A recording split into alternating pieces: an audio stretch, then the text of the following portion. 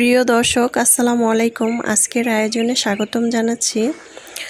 আজকে নিয়ে চলে আসলাম ডাটা দিয়ে রুই মাছের ঝোল রান্নাটা। এই রান্নাটা খুব সহজ এবং সিম্পল একটি রান্না। এই রান্নাটা খুব মজার এবং সুস্বাদু, তাই আপনাদের সাথে শেয়ার করলাম। আশা করছি নতুন পুরাতন সবার ভালো লাগবে। ভালো লাগলে আমার চ্যানেলটা সাবস্ক্রাইব করে লাইক দিয়ে পাশে থাকবেন। প্রথম থেকে শেষ পর্যন্ত ভিডিওটা দেখবেন। তো চলুন দেখি। প্রথমে চুলায় একটি প্যান বসিয়েছি। এখানে আমি আধা কাপের মতো সয়াবিন তেল দিয়ে দিলাম। এই তেলটা দিয়ে আমি তরকারিটা রান্না শেষ করব। তারপর চুলার আঁচটা মিডিয়াম সাইজে রেখে আমি একটু হালকা পরিমাণ লবণ ছিটিয়ে দিলাম উপর থেকে। তারপর তেলটা গরম হয়ে গেলে আমি মাছটাকে ছড়িয়ে দিব। মাছটা আগে থেকে আমি হলুদ মরিচ লবণ মিক্স করে রেখেছিলাম, মাখিয়ে প্রায় 10 মিনিটের মতো রেস্টে রেখেছিলাম। তো এখন মাছগুলো দিয়ে দিলাম। মাছগুলো দেওয়ার পর আমি এটাকে হালকাভাবে ভেজে নেব। চুলার আঁচটা একটু হালকা পরিমাণ বাড়াবো, বেশি ভাজা যাবে না, তাহলে মাছটা শক্ত হয়ে যেতে পারে, খেতে ভালো লাগবে না। তো হালকা করে ভাজবো আমি মাছটাকে এখন আমি উল্টিয়ে দিচ্ছি এপাশ ওপাশ করে। আমার মাছটা কিন্তু ভাজা হয়ে গিয়েছে। এখন আমি মাছটাকে উঠিয়ে নিব, সবগুলো মাছটা আমার উঠানো হয়ে গিয়েছে। এখন আমি ওই তেলটাই আরেকটা প্যানে দিয়ে দিচ্ছি। দিয়ে আমি আধা কাপের মতো পেঁয়াজ কুচি, কাঁচামরিচ 4-5টা দিয়ে এখন আমি একটু ভেজে নিব।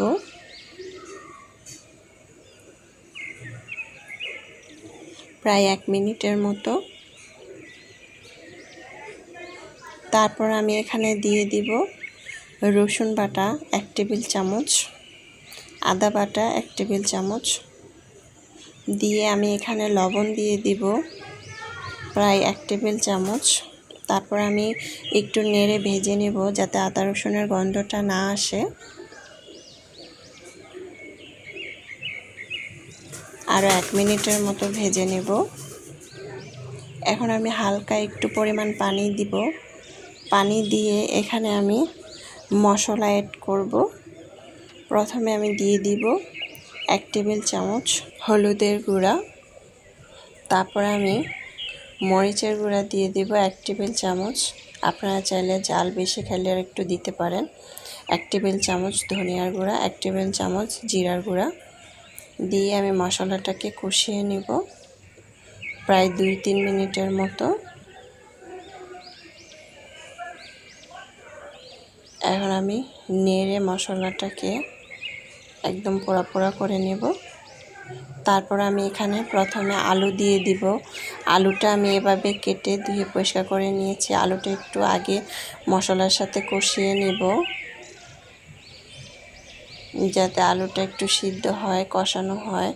তারপর আমি এখানে দিয়ে দিব ডাটাগুলো এভাবে ধুয়ে পরিষ্কার করে নিয়েছি, খুব সুন্দর করে কেটে নিয়েছি।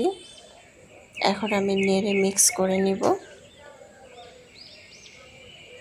তারপর মিক্স করার পর আমি ঢাকনা দিয়ে ঢেকে রেখে দিব প্রায় 3 মিনিটের মতো। চুলার আঁচটা মিডিয়াম সাইজে রাখবো।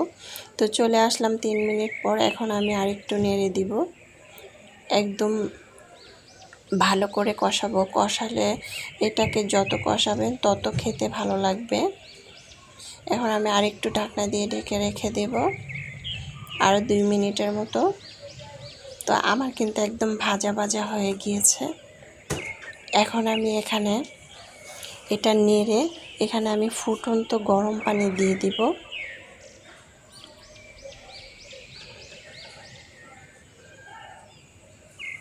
প্রায় 1.5 কাপের মতো,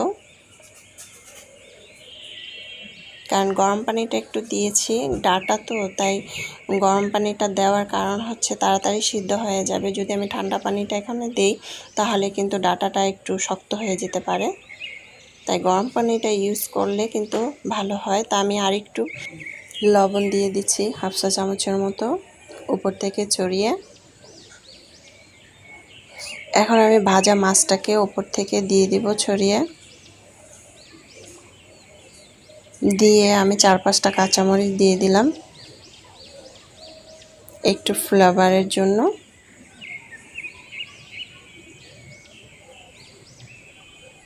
এখন আমি একটু নেড়ে দিব,